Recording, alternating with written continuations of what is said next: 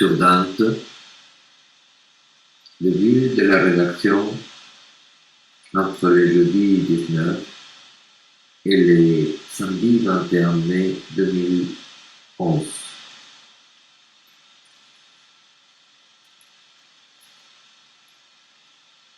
Grosso modo,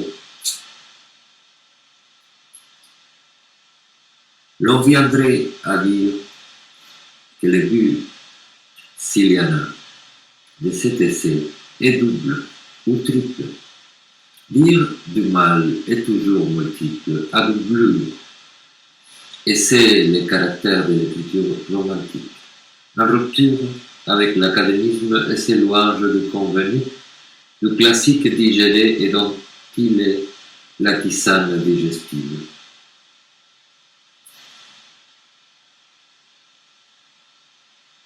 Quels sont les chiffres qui ordonnent notre noire vision de Dante? Ils nous seront fournis par des vieux réflexes universitaires devenus un peu sauvages. Mettons-nous à parler. J'aurais préféré m'adresser de vive voix à quelqu'un assis en face sur le canapé et lui entasser les livres que je veux mettre en contrepoint de la Divine Comédie.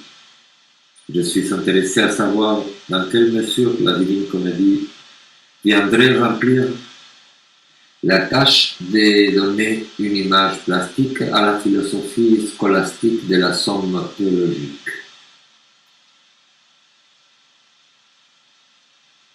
Je suis intéressé à savoir si la seule femme que Dante avait en tête en écrivant était ce vieil amour mort d'une fille entre vous. Cela semble si calculé que l'on ne peut que songer à des femmes cachées ou à une empathie totale des Dante.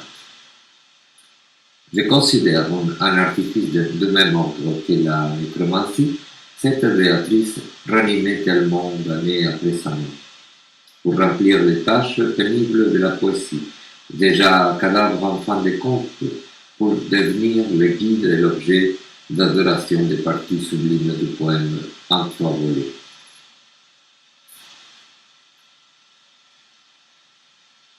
Il est intéressant de savoir qu'il y a une transmission presque directe du thomisme chez Dante étudiant. Il ne se contente pas d'être simple illustrateur des corollaires et rend poétique le débat intrinsèque à la dialectique idéologique de la somme. Comme par exemple lorsque Vanni Fucci blasphème par le biais d'un geste obscène l'attendue controverse scolastique de si le blasphème est possible en enfer est rendu par la pleine contradiction et par la plasticité du récit et de ses personnages.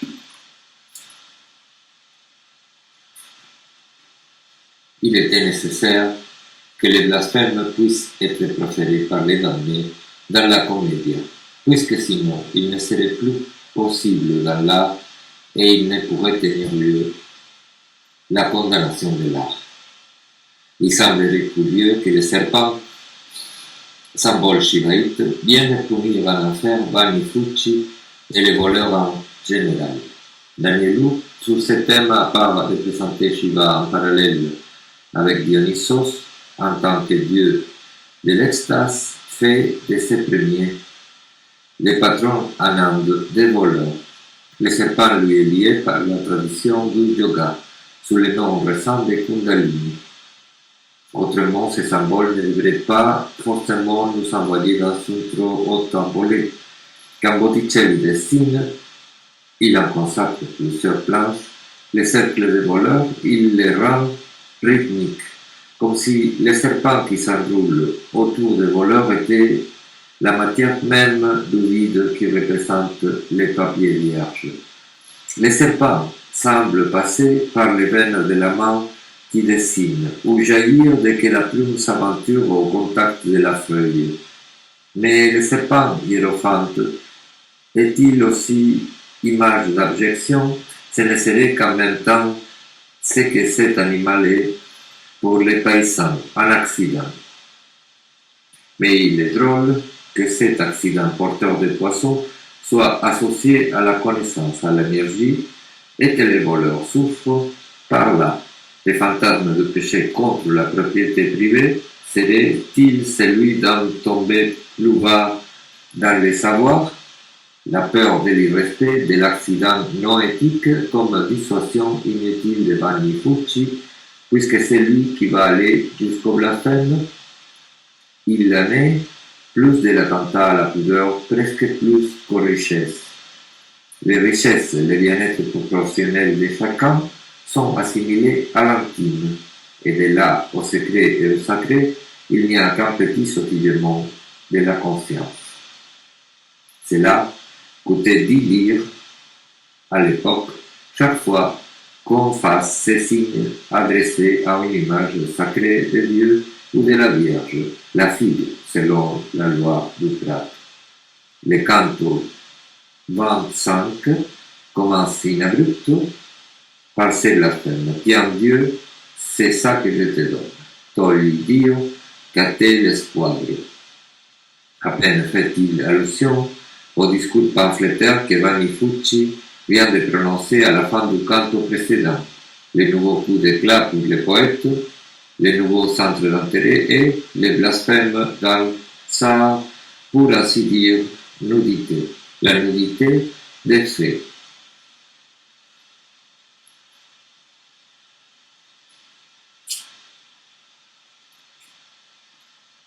Il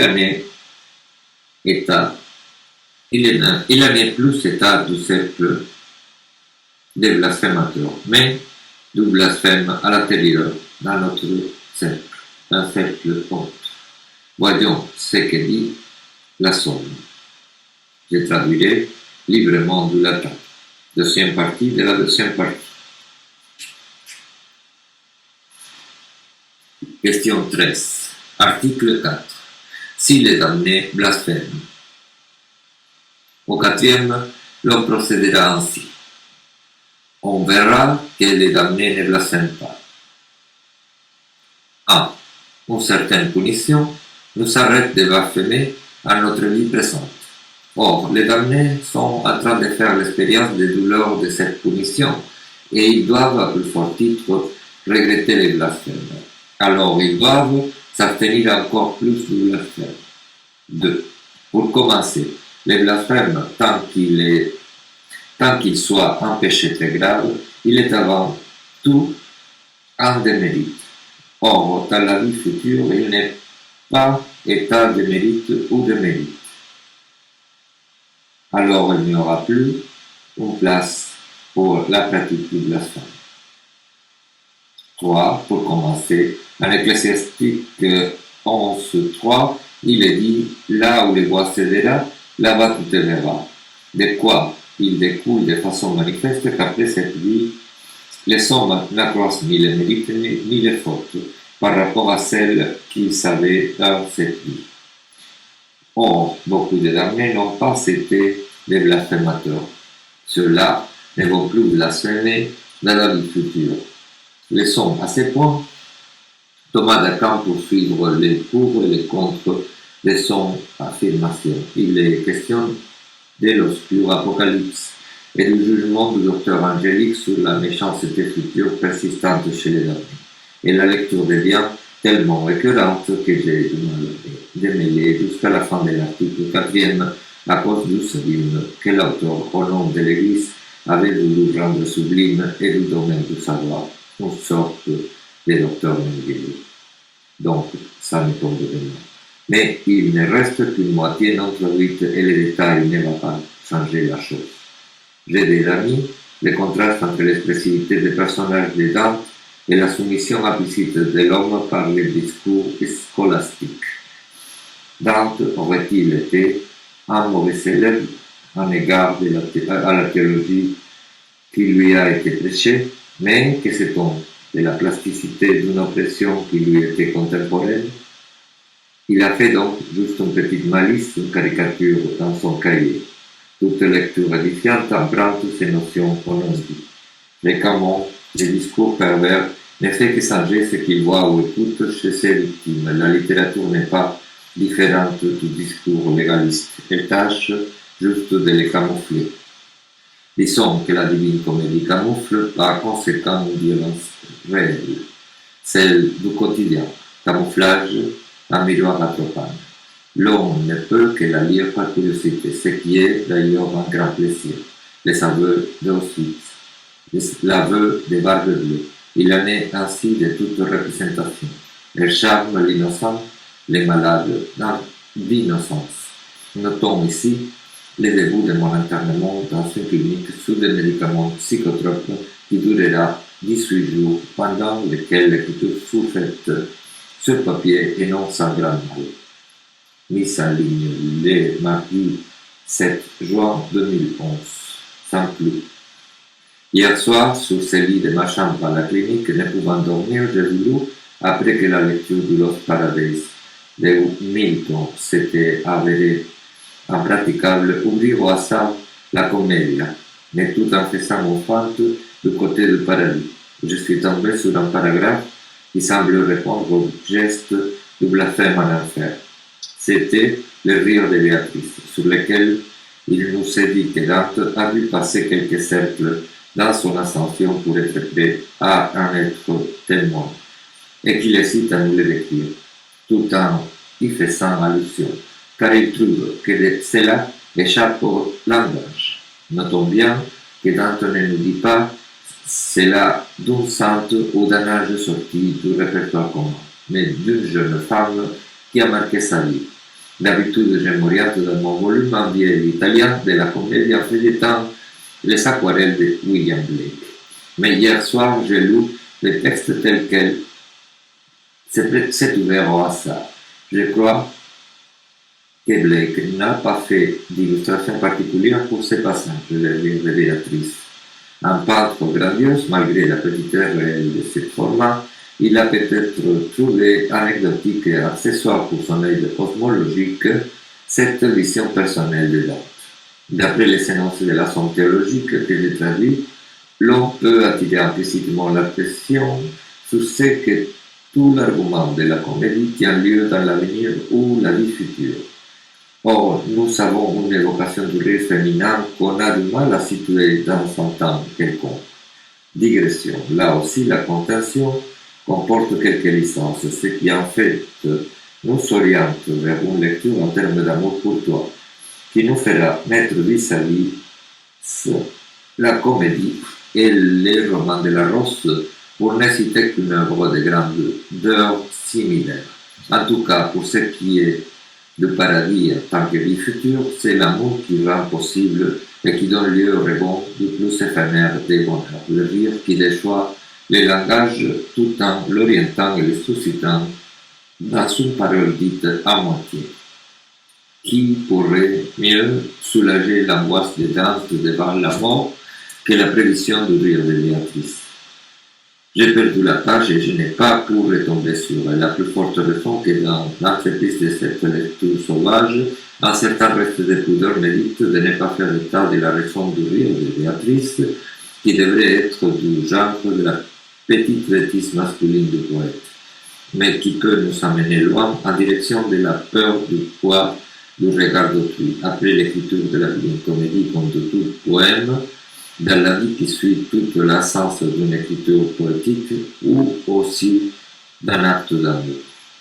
Il n'y a que le recours à un vieux souvenir transposé sous le signe de plaisir exquis sur le domaine de l'amour, qui peut traverser l'horreur du réel imminent pesant sur chaque construction de l'esprit.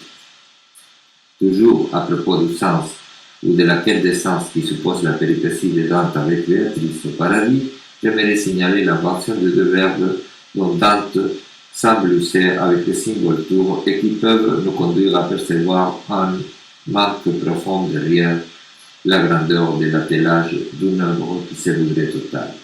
Dante, dans les 9e chants du paradis, fait prophétiser Béatrice sur des querelles entre l'île et famille.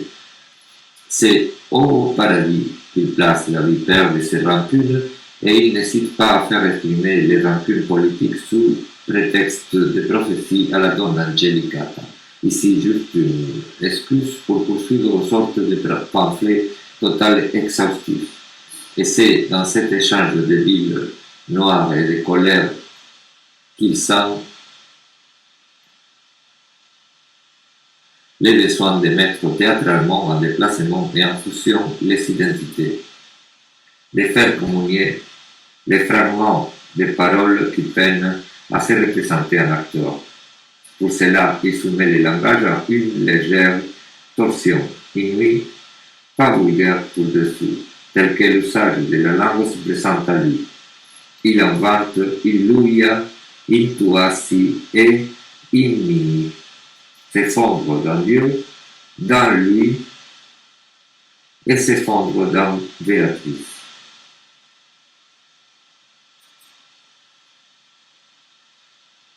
Dio vede tutto e tuo veder sin lui, dis'io, beato Spirito, sì che nulla voglia di sé a te può esser fuga.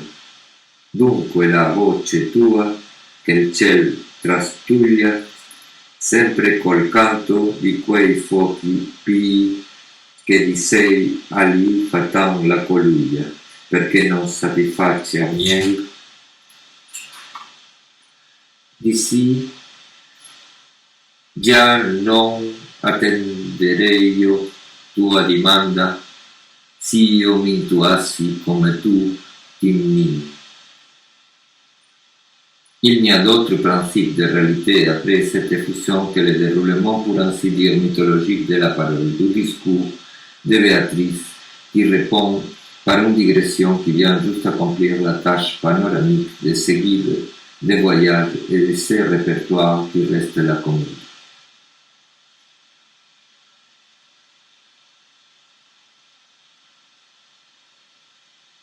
Mardi 28 juin 2011, Saint-Cloud. Dante a bien pu sortir de l'enfer, mais il est inconcevable d'échapper du paradis. Il n'est plus possible de revoir Florence, la vie, les préoccupations et responsabilités qui nous rendent humains. Que ce soit l'enfer de Dante, la partie la plus lue de la comédie, parle assez de deux qualités, celle de la plupart des lecteurs et celle du reste de l'ouvrage.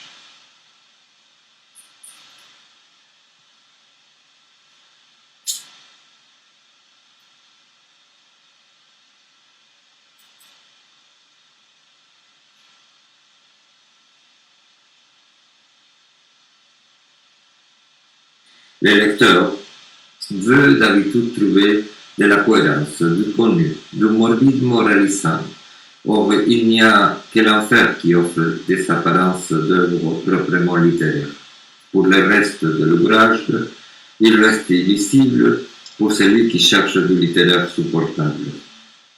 On supporte mieux les souverains à grande dose de l'enfer, qui renvoie à un serein voyeurisme sans engagement et sans vertige, tout comme les romans policiers ou la littérature de Céline, qui permet de goûter la pilosité d'un antisémite à titre de délicatesse.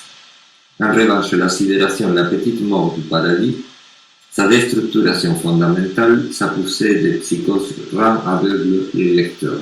On ne sait pas de quoi ça parle, c'est un malaise dont on ne peut même pas faire état, inavouable à éviter.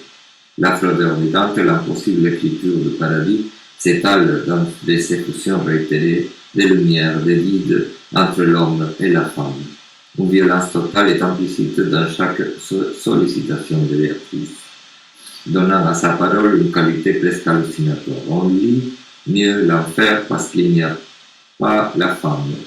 Des rares femmes en enfer, on peut dire que ce sont juste des putes pour l'imaginaire commun, puisqu'elles souffrent quelque sorte de prison métaphysique d'être anecdotique. Mais Béatrice frise l'insupportable, et c'est assez parlant qu'elle fasse à Dante fixer sans blessure son regard sur le soleil. Les connaissances du paradis sont épinglées dans la précarité d'un poème qui ne fait pas peur, comme une mayonnaise qui ne craindrait pas. C'est au paradis et non à l'enfer qu'on envisage le pire de la mort. L'enfer étant punition, il y en est en quelque sorte protection. Il rassure et protège comme une prison. Mais L'ouverture du paradis suppose l'incertitude absolue de la mort, les doutes infinis, les manques, l'angoisse presque minérale de la nuit chimique. Certains disent que la folie des asiles est un passage à l'enfer, mais je crois au contraire que son inhumanité est donnée plutôt par sa totale innocence, par sa progressive et fatale déculpabilisation. On peut dire que la femme, Béatrice ou Marie, est un être automatique, meurtrier machinique, qui en dernier ressort n'existe pas et qui n'arrive même pas au seuil de l'écriture.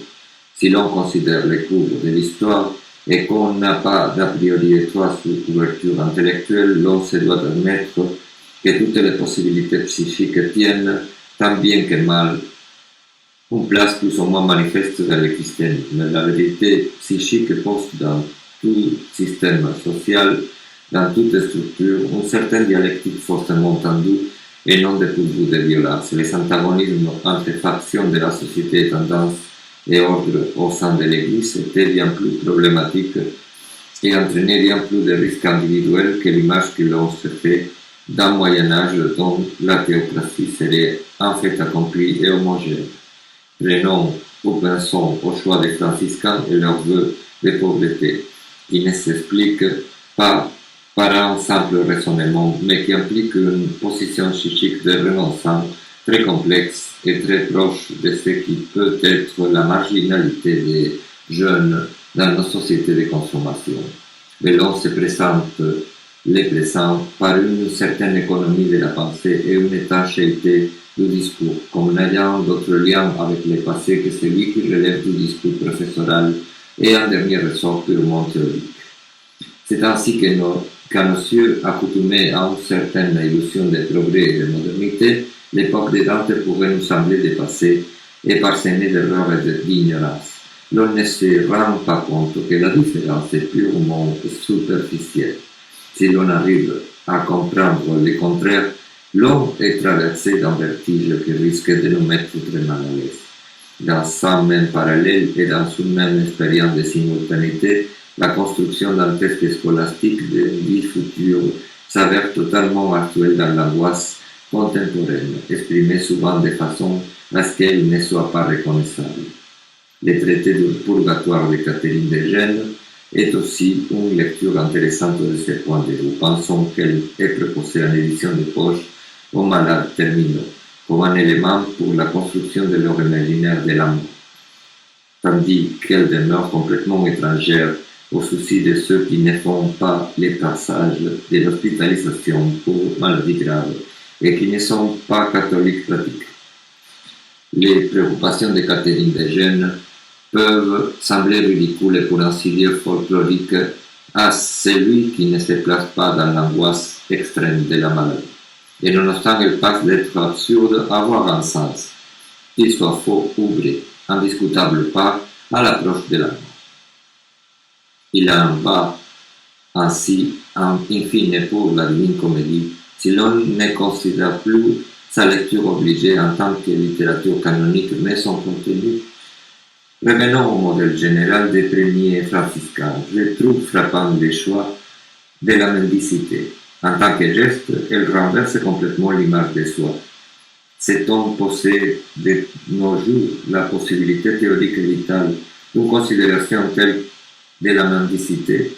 A-t-on considéré autrement que comme un fait qu'on se représente inlassablement comme accidentel, fruit d'un défaut du système que la politique se doit progressivement de corriger une fois pour toutes, la mendicité de certaines couches sociales et même de certaines ethnies telles les gitans. Mais pourrait-on se poser la question de la condition du mendiant au sein d'une diversité psychique inévitable que la société doit être en condition d'intégrer à son imaginaire? Comment peut-on donc se sentir celui qui tend la main pour vivre s'il est convaincu qu'il n'est pas censé exister? Vous vous demanderez qu'est-ce qui amène à ce détour d'après la lecture de Dante. Je peux à ce titre répondre que ma lecture en cours, comme je l'avais annoncé, ne se fait pas depuis une position purement philologique ou savante, que ma démarche se réclame d'un exercice d'ordre artistique capable de s'accorder pas mal de licences pour arriver à son but. À ce point, il n'est pas gênant pour moi d'avouer la situation exceptionnelle dans laquelle cette lecture et ces notes tiennent lieu. Mais je ne vais l'avouer qu'en dénommant le caractère exceptionnel de ma situation sous l'expression lacanienne de traverser le fantasme. Cela devrait suffire pour que le lecteur m'autorise certains besoins exceptionnels d'écriture. Dante, donc, ne me fait parler du mendiant. Le caprice va de pair avec l'angoisse que la vie future pourrait m'inspirer ou pourrait inspirer à n'importe qui. N'est-il pas parlant que je tombe dans la rue du fait d'évoquer la pauvreté, soit l'abjection sociale? N'est-il pas parlant que la possibilité du dantesque m'amène à moi-même, tout comme l'eschatologie chrétienne fait écrire Dante à la première personne et introduire toute sa subjectivité dans un poème majeur qui est l'illustration du comble de la croyance collective de tout un pan de l'histoire? De toute évidence, la comédie est amputée de tout lien avec l'évangile, et en même temps, le récit de Dante nous pose l'absence de sa mère. De même que l'on ne fréquente vraiment pas la croyance étant donné qu'il est signe de folie de se voir au paradis et d'en parler, l'on ne fréquente pas non plus ni dans le discours courant, ni dans une œuvre telle que la comédie, la vérité sur soi. Si les chansons gitanes évoquent fréquemment l'amour pour la mère, et en établissant un lien avec l'agonie de la mort, l'écriture de Dante semble ignorer cela. Il n'utilise que ce qu'il considère propre à la poésie, et la poésie élevée se doit d'une certaine dépersonnalisation. Or, l'expérience de l'agonie, pleine de passages qui pourraient s'identifier avec l'écriture de Dante, ne peut que soulever l'écran qui couvre dans toute conscience les souvenirs profonds, dont la mère. Au risque de la voiler définitivement, Dante s'est visiblement réservé ces passages pour sa vraie mort.